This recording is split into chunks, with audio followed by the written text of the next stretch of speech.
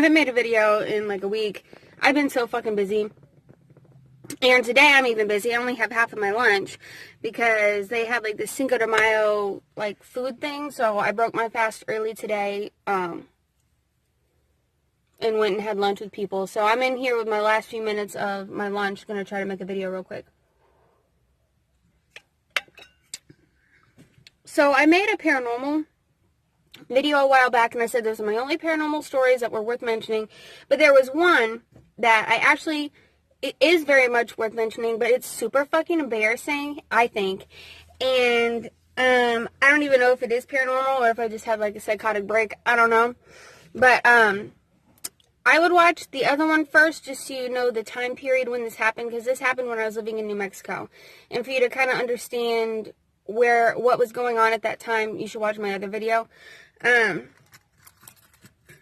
when I was living in New Mexico, there was a lot of spooky, strange things that happened while I was living in the apartment I was living in. And a couple of them were brought up in my last video about paranormal stuff. But this happened when I was there as well. So I will first say what I remember that happened, and then I will tell you what I was told happened by other people. So what I remember happening is I went out with my husband at the time, and we went out and we drank with some friends. We hung out, and we hung out in the apartment complex we lived in, just in like a neighboring apartment building.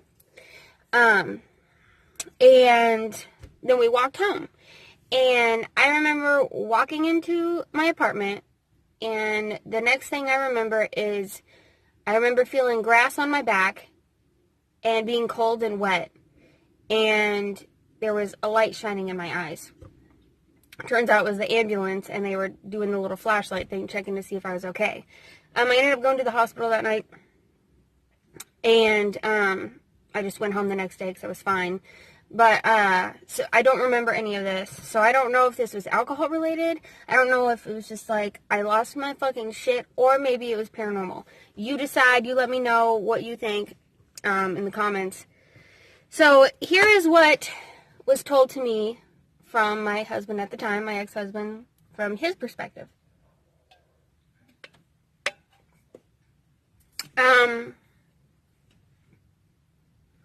I guess we walked in, and then I just started to take my clothes off.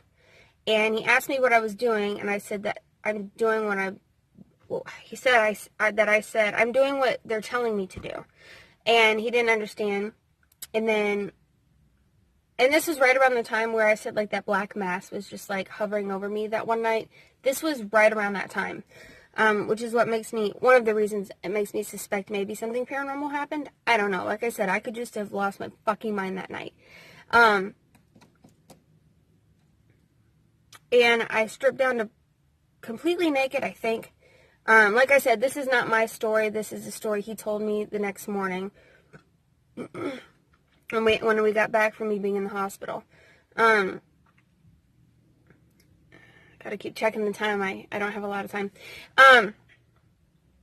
But anyways, he said I took all my clothes off. I said I was doing what I was supposed to be doing, and at this point, I'm not aware of what I'm doing. I don't remember. I might have been. I don't remember any of this shit.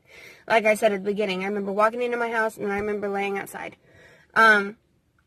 So I guess I took all my clothes off, and then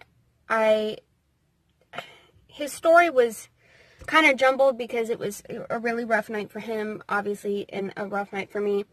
But he said I was laying on the ground, thrashing all over the entire hallway, and he was having to use every bit of his strength to keep me still and keep me on the floor. And he was a lot bigger than me, but he was having to use all of his strength to even try to keep me on the floor, from I guess, flailing around and doing all this crazy shit, right?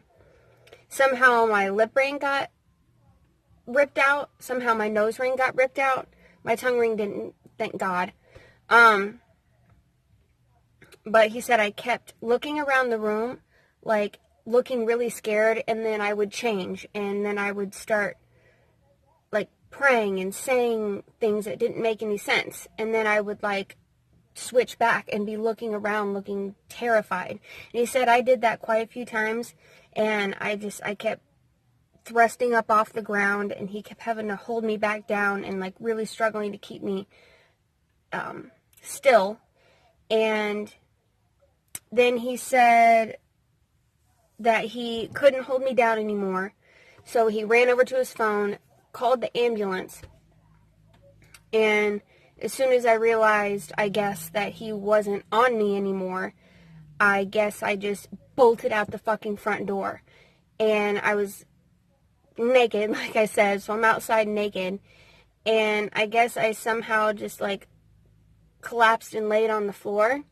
And I was laying on the grass in, like, the front of our apartment building. So, like, in what would be kind of like our front yard, but everyone's front yard for that apartment building.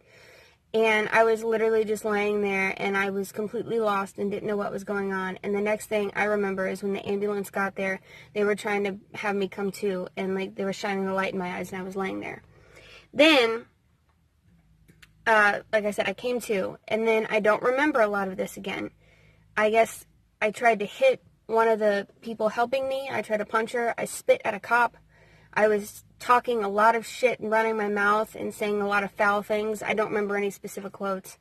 And they had to strap me down in the emergency, like in the vehicle.